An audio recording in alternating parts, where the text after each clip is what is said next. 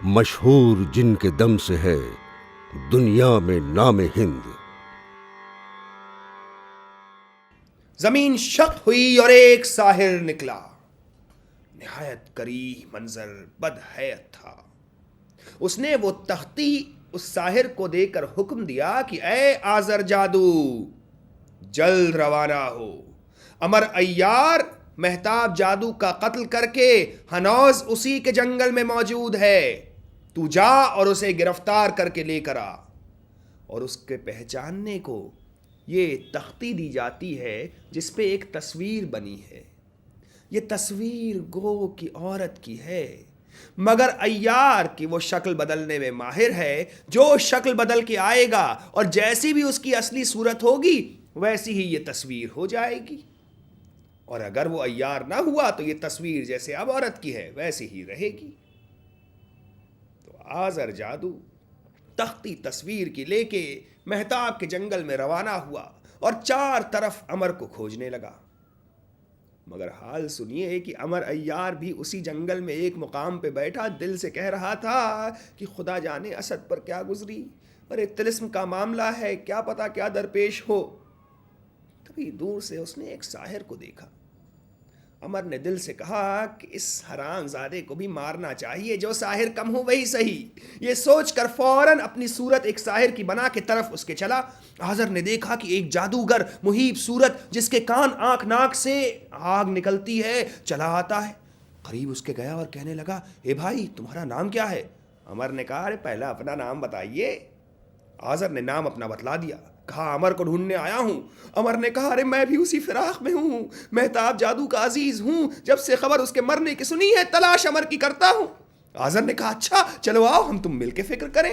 داستانوں سے دلچسپی کی سب سے بڑی وجہ تو یہ ہے کہ میرے خیال میں ہماری داستانیں اور خاص کر داستان میں حمزہ کی جو طویل جلدیں ہیں 46 جلدیں، وہ دنیا کے تخلیقی ادب کا تخیلی ادب کا بہت بڑا کارنامہ ہے. شمس الرحمن فاروقی کا تعلق موضع کوریا پار ضلع اعظم گڑھ کے ایک دینی اور علمی خانوادے سے ہے. وہ 30 ستمبر 1935 کو پرتاپ گڑھ میں پیدا ہوئے. ویسلی ہائی اسکول اعظم گڑھ سے ابتدائی تعلیم حاصل کرنے کے بعد فاروقی صاحب اپنے والدین کے ساتھ گورکھپور آ گئے. ایسے ہی گورکھپور میں بھی اسلامیہ کالج میں جب پڑھتے تھے تو وہاں جلساز کی دکان تھی، اس سے بھی ان کی دوستی ہو گئی. تو جلساز کی دکان سے وہ کتابیں لے کے دن بھر بیٹھے وہاں پڑھا کرتے. لوگ گھر والے ان کو منع کرتے کہ بھائی آنکھ خراب ہو جائے کہ اس کو کوئی اثر نہیں ہوا. تو کتاب میں بہت پڑھتا تھا میں، اب بھی یہی ہے کہ پڑھتا بہت تھا، کتابیں میں پڑھتا رہتا ہوں. اور بچپن میں تو جو بات مجھے عجیب لگتی تھی وہ یہ کہ میں اپنے خیال میں تو بہت ہاتھ پیر کا اچھا آدمی تھا، لیکن تھا بہت چھوٹا تھا اصل کلاس میں. اپنے بی اے میں ایڈمیشن انہوں نے ایم پی کالج میں لیا گورکھپور میں. ذرا فاصلہ پڑتا تھا. تو ایک بھائی ہمارے ساتھ ان کے بغل میں ہوتے تھے اور ایک دوسرے ان کے دوست ان کے بغل میں ہوتے. 2 آدمی ان کو پکڑے رہتے تھے اور یہ کتاب پڑھتے ہوئے چلے جاتے. ان کو آج تک یہ نہیں پتہ چلتا کہ راستہ ان کا کدھر ہے. یہی صورت حال ہم کو جب انہوں نے الہ آباد میں ایڈمیشن لیا تو یہ پتہ چلا کہ وہاں بھی وہ راستے بھر کتاب پڑھتے جاتے. ٹرک والے اس زمانے میں اتنا ٹریفک کا بد نظمی نہیں تھی، لوگ راستہ دے دیتے تھے کہ یہ آدمی پڑھتا جا رہا ہے، کچھ پاگل ہو جائے گا یا کچھ بھی ہو جائے گا، اس کو کنارے سے کر. گاڑیاں اپنی کرائے نکال لیتے تھے، وہ پیسہ یہ ان کے پڑھائی کا شوق تھا. ایکسٹرنل افیئرز کی طرف سے کچھ زبانوں کی تعلیم کا انتظام ہے، تو میں عربی اور فرانسیسی زبان سیکھنے جاتا تھا. تو میں نے دیکھا کہ شمس الرحمن فاروقی صاحب وہاں فرانسیسی سیکھنے آتے ہیں، اور انہوں نے اس امتحان میں بڑا امتیاز حاصل کیا. تو ان کی ذہانت غیر معمولی ہے، اور ریاضت اس سے بھی برتر کوئی شخص اتنی محنت کر سکتا ہے اور اپنے معیار سے مفاہمت کیے بغیر، یہ بات عام طور پر حیرت انگیز ہوتی. میرے استاد بوس صاحب الہ آباد گئے تھے وائوا لینے کے لیے، انٹرویو لینے کے لیے طلباء کا. اس زمانے میں یہ طالب علم تھے میں فائنل کے.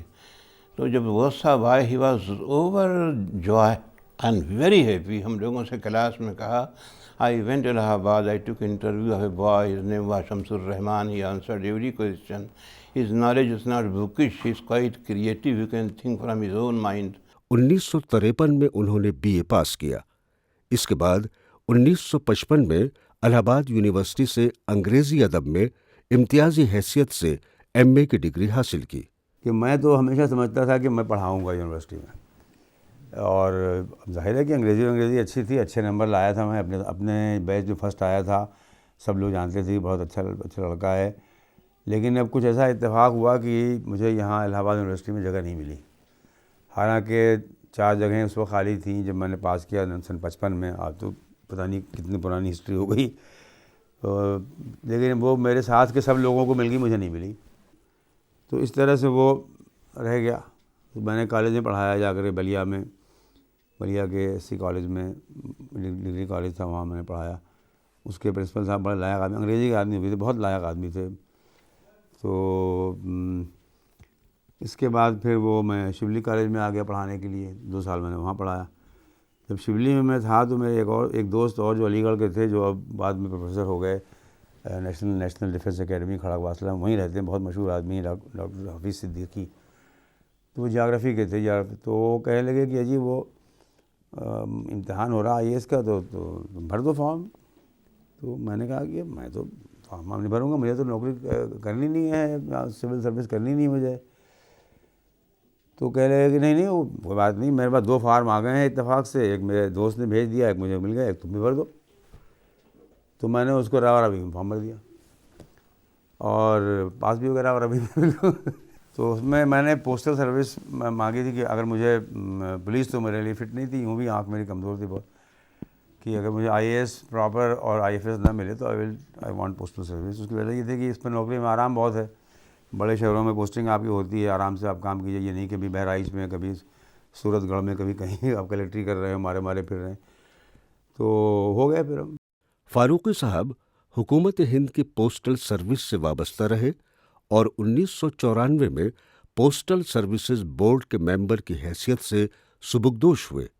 دوران ملازمت وہ اپنے محکمے میں حسن کارکردگی کی وجہ سے ہر دل عزیز رہے۔ فاروقی صاحب کا تعلق اگرچہ براہ راست زبان و ادب کی درس و تدریس سے نہیں رہا، لیکن انہوں نے اپنے زمانہ ملازمت میں ایسے ادبی و تنقیدی کارنامے انجام دیے جن کی اہمیت آج بھی مسلم ہے۔ میری امی سے ان کی ملاقات یونیورسٹی آف الہ آباد میں ہوئی، اور اس کے بعد امی بھی میری کالج کی پرنسپل تھیں، لیکن ظاہر بات ہے ان کو یہ احساس تھا کہ میرے والد کے اندر بہت زیادہ پوٹینشیل ہے بہت سارے کام کرنے کا، اور انہوں نے ان کو بہت زیادہ انسپائر کیا کہ آپ ٹھیک ہے، اگر آپ پروفیسر نہیں بنے یونیورسٹی میں، آپ IAS ہیں یا سینٹرل سروسز میں ہیں، تو پھر بھی آپ وقت میں پورا آپ کو ساتھ آپ کو تعاون دینے کی کوشش کروں گا، کیا اور دیا انہوں نے۔ گھر کا سارا نظام اور ساری چیزوں کو انہوں نے خود سنبھالا میری امی نے، اور اس طرح سے میرے ابا کو پورا وقت تھا۔ ہماری بیگم صاحبہ مرحومہ بہت بڑے گھر کی بیٹی تھی، زمیندار گھر کی، تو انہیں بہت شوق تھا ایک گھر ہونا چاہیے ہم لوگوں کا اپنا۔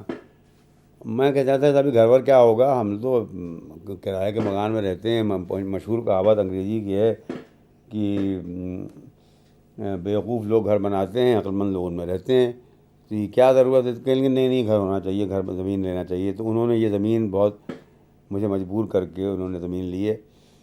تو اس گھر میں صرف میرا اتنا کارنامہ ضرور ہے کہ یہ گھر جو تم دیکھ رہے ہو، یہ سب اس کا پورا ڈیزائن میرا بنایا ہوا ہے۔ حالانکہ میں نوکری پر تھا، میری بیوی یہیں رہتی تھی، یہیں کام کرتی تھیں۔ انہوں نے جیسا تم کو معلوم ہوگا کہ ایک کالج کی پرنسپل تھیں، پھر انہوں نے کالج کو قائم کیا، بنایا، پھر ایک کالج اور بنایا، تو 2-3 ادارے انہوں نے لڑکیوں کے لیے کھولے، تو یہیں رہتی تھیں، یہیں کام کرتی تھیں وہ، میں باہر رہتا تھا۔ شاعر، ادیب اور نقاد کی حیثیت سے فاروقی صاحب کا نام یوں تو ان کی ادبی زندگی کے آغاز سے ہی پہچانا جانے لگا تھا، لیکن جدیدیت کے عروج کے زمانے میں جب ان کے کئی اہم مضامین اور کتابیں منظر عام پر آئیں تو فاروقی صاحب کی شہرت بہت بڑھ گئی۔ پھر اردو زبان و ادب کے بہت سے موضوعات پر ان کی کئی کتابیں تواتر کے ساتھ سامنے آنے لگیں۔ فاروقی صاحب نے اردو میں بالکل نئے طرح کے افسانے لکھ کر فکشن کی دنیا میں ایک نئے طرز کا اضافہ کیا۔ اس زمانے میں جب شہرت ان کے ہم رکاب نہیں ہوئی تھی، اس وقت بھی میں یہ محسوس کرتا تھا کہ ان کو بہت آگے جانا ہے۔ بالائے سرش سے ہوش مندی، می تافت ستارہ بلندی محسوس یہ ہوتا تھا، اور جتنی توقعات تھیں آگے چل کر وہ توقعات سب پیچھے رہ گئیں، اس سے بہت آگے نکل گئے۔ شمس الرحمن فاروقی کی ادبی شخصیت کے بہت سے پہلو ہیں۔ وہ نقاد ہیں، شاعر ہیں، ناول نگار ہیں، افسانہ نگار ہیں، انہوں نے ترجمے بہت سے کیے ہیں، اور ان کی شخصیت کا ایک بہت نمایاں پہلو ان کا مدیر ہونا بھی ہے۔ آج کے زمانے میں بالخصوص عام طور سے یہ سمجھا جاتا ہے کہ فاروقی صاحب ہمارے زمانے کے سب سے بڑے نقاد ہیں۔ انہوں نے بہت سی غیر معمولی باتیں کی ہیں، غیر معمولی امتیازات حاصل کیے، اور سرکاری ملازمت پر فائز ہونے کے باوجود انہوں نے تنقید کے لیے وقت نکالا، اور تنقید پر ان کی مہر لگ گئی۔ فاروقی صاحب نے میر کو اپنے خصوصی مطالعے کا موضوع بنایا اور 20-25 سال میر پر کام کیا، اور 4 جلدوں میں میر کے کلام کی شرح کی، اور وہ پیمانے، وہ اصول اس اپنی کتاب شعر شورانگیز میں، جو میر پر ان کی کتاب ہے، مشہور زمانہ کتاب ہے، جس پر انہیں اردو کا سب سے بڑا انعام سرستی سمان بھی ملا ہے 1996 میں، اس کتاب کے تقریباً 700-800 صفحے پر مشتمل دیباچوں میں فاروقی صاحب نے بہت تفصیل کے ساتھ وہ باتیں بیان کی کہ جن سے ہم اپنی کلاسیکی شاعری کو حقیقی طور پر سمجھ سکیں۔ اب میں جب اس کے شعر لوگوں کو سناؤں کہ صاحب میر کے شعر سنیے، تو وہ لوگ کہیں یہ کون سا میر ہے اور کس دیوان میں ملتا ہے؟ میں نے کہا بھائی اسی دیوان میں ہے جس میں سے آپ پڑھتے ہیں، جس میں ہم پڑھتے ہیں۔ کہنے نہیں ہو سکتا ہی نہیں، یہ شعر میر کا؟ ہم نے کہا نہیں ہے، میر کے شعر ہے۔ تو یہ خیال آیا کہ صاحب جو باریکیاں اس میں نظر آ رہی ہیں وہ اور لوگوں تو معلوم نہیں ہوتی، کیونکہ اور لوگ تو اس طرح سے کہتے ہی نہیں میر کے بارے میں کہ بڑا پیچیدہ شاعر ہے۔ یہ کہتے ہیں سادہ ہے، بڑا سہل ہے اور سلیس ہے، فلاں ہے۔ اب وہ خود ہی کہہ رہا ہے کہ سہل ہے، میر کا سمجھنا کیا، ہر سخن اس کو ایک مقام سے ہے۔ اس کو بھی لوگ یار لوگ نہیں ایسے ہی کہہ دیا ہے، کچھ نہیں، اس کا مطلب کیا ہے؟ تو میں نے کہا اچھا اب میں ہر شعر میں کچھ شعروں میں کچھ تھوڑا بہت لکھوں گا۔ اب پھر وہی مشکل پیش آئی کہ جس شعر کو اٹھاؤں کہ اس کو کوئی لکھوں گا تو اس میں معلوم ہے اور کئی بات نکل رہی ہے۔ تو اس طرح سے وہ 2800-2900 پیج کی کتاب بن گئی، 1400 شعر اور باقی سب ہمارا، اس میں ہماری بکواس، اور اسی کے نتیجے میں یہ بھی رہا کہ بھائی شعر میر کی نظر میں شعر تھا کیا آخر۔ اور ہم نے یہ سوال اٹھایا کہ جب تک ہم اس بات کو نہیں جانیں گے کہ کسی شاعر کی نظر میں شعر کسے کہتے ہیں، تب تک اس کے شعر کو سمجھیں گے کیسے آپ؟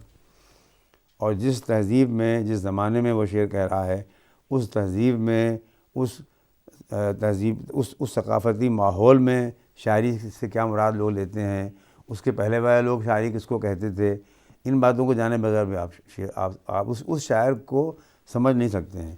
فاروقی صاحب نے تو جدید شاعری کو اسٹیبلش کیا ہندوستان میں، جدید شاعری، اور ان کی سب سے بڑی بات جو ہے یہ ہے کہ انہوں نے جدید شاعری کی شعری جمالیات میں کلاسیکی شاعری کا رنگ تلاش کیا ہے۔ جو بھی فاروقی صاحب نے اقبال پر، غالب پر یا میر پہ لکھا ہے، اس میں لفظ کا احترام، لفظ کا رول، لفظ کی کیا اہمیت ہے اور لفظ کس طرح متن میں اپنا کام کرتا ہے، اس پر ان کی بنیادی توجہ رہی ہے، اور وہ بہت بڑی بات ہے۔ شعر غیر شعر و نثر ہے، اس میں پورا ایک جو مضمون ہے کہ شعر کیا ہے، غیر شعر کیا ہے، نثر کیا ہے، اس میں جدلیاتی لفظ کی بحث پہلی بار انہوں نے اٹھائی، یہ اصطلاح بھی انہوں نے وضع کی، اور اس میں ابہام کی اہمیت کو واضح کیا ہے کہ شعر میں ابہام جو ہے وہ کس طرح سے اس کو بامعنی بناتا ہے، اس کو پرکشش بناتا ہے، اور اس کے اندر شعر کے اندر ایک وسیع تر کائنات کو تلاش کرنے کا وسیلہ بنتا ہے۔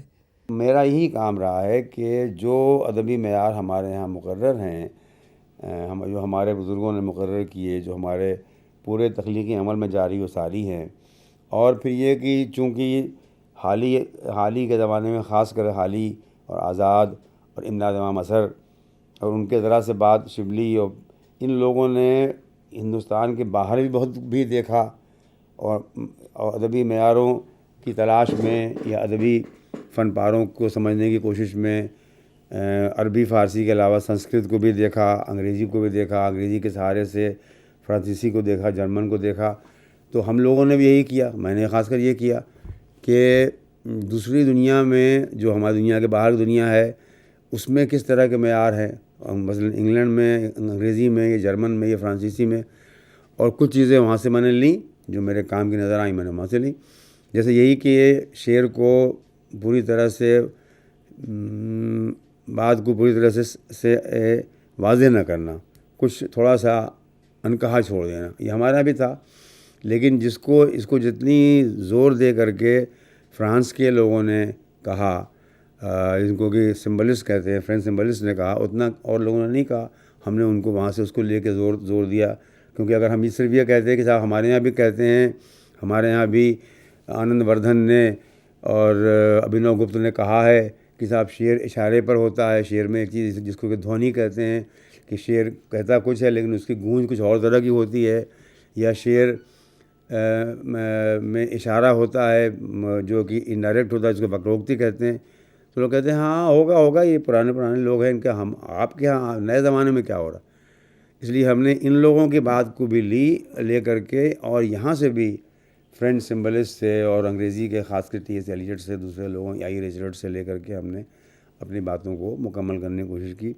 تو اگر کوئی کام تنقیدی دنیا میں نے کیا تو یہی کیا ہے کہ اپنی پوری تہذیبی ادبی روایت کو جہاں تک مجھ سے ہو سکا سمجھا، اور اس کی پوری روح کو جذب کیا، اور جو کچھ مغرب میں کیا گیا ہے اس میں سے وہ چیزیں میں نے نکالی جو میرے ادبی ماحول و معاشرے کے معیار سے ہم آہنگ ہیں۔ مثلا یہ کہ چینی ادب سے مجھے واقفیت ہے، اور چینی شاعری میں نے پڑھی ہے اور بہت پسند بھی کرتا ہوں، لیکن چینی شاعری سے میرا کوئی رابطہ بنتا نہیں ہے، تو اس لیے تم میری تحریروں میں بہت کم ذکر دیکھو گے چینی شاعری کے۔ میری تحریروں میں تم عربی بہت دیکھو گے، فارسی بہت دیکھو گے، سنسکرت دیکھو گے، انگریزی دیکھو گے، فرینچ دیکھو گے، لیکن تو اس لیے کہ یہ روایتیں ایسی ہیں جن سے کہ ان سے میں مل کر کام کر سکتا ہوں۔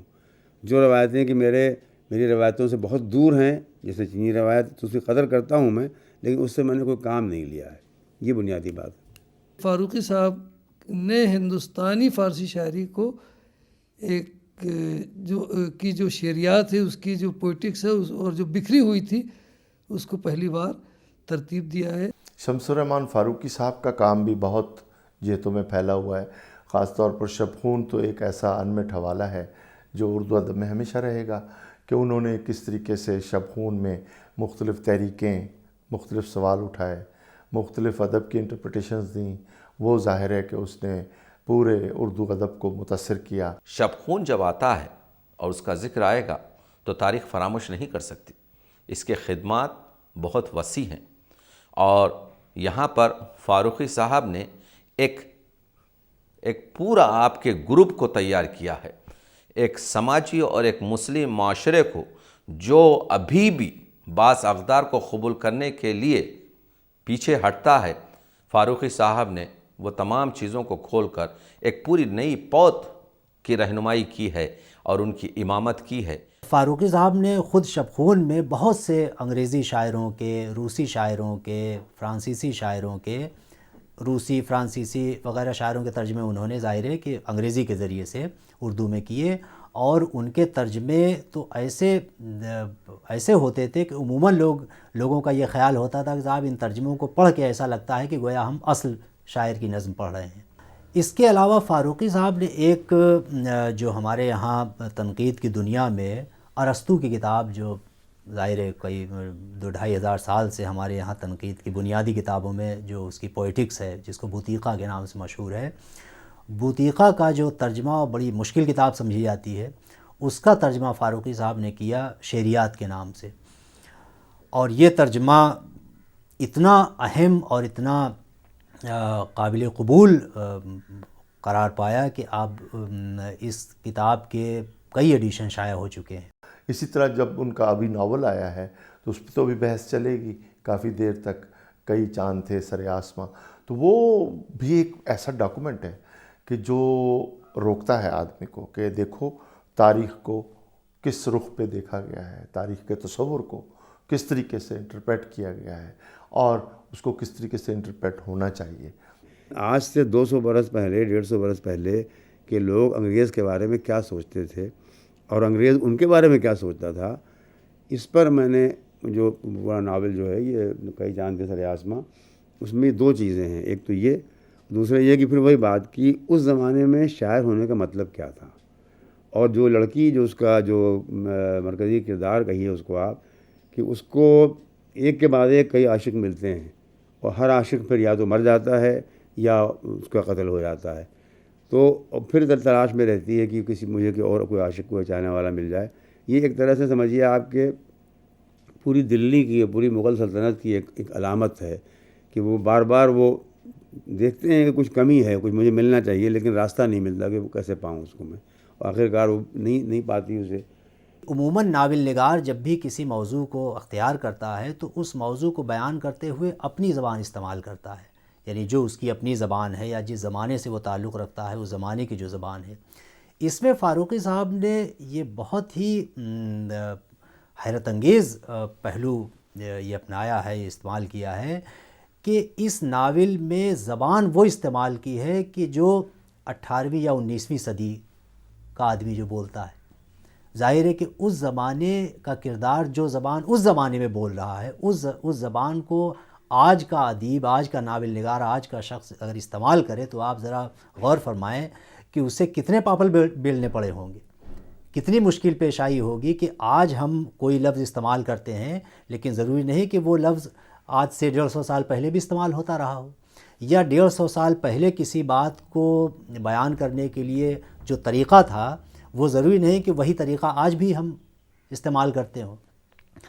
تو نہایت تحقیق اور محنت کے بعد فاروقی صاحب نے اس ناول کے آخر میں اس بات کا اعتراف کیا ہے کہ اس التزام کو اختیار کرنے کے لیے انہیں بڑی محنت کرنی پڑی، انہوں نے بہت سے لغات استعمال کیے اور یہ جگہ جگہ اس کو گویا ویریفائی کیا کہ صاحب اس زمانے میں جو واقعہ وہ بیان کر رہے ہیں، جو صورتحال ہے، جو سچویشن ہے، اس سچویشن میں اس زمانے کا شخص جو ہے وہ کیسی زبان استعمال کرتا، کیا بولتا، کون سا لفظ استعمال کرتا، کون سا محاورہ استعمال کرتا۔ شاعر کی حیثیت سے بھی فاروقی صاحب کی اہمیت کسی طرح کم نہیں ہے۔ وہ جدید غزل اور نظم کے شاعروں میں اپنی الگ شناخت رکھتے ہیں۔ اب تک ان کے 4 شعری مجموعے منظر عام پر آ چکے ہیں۔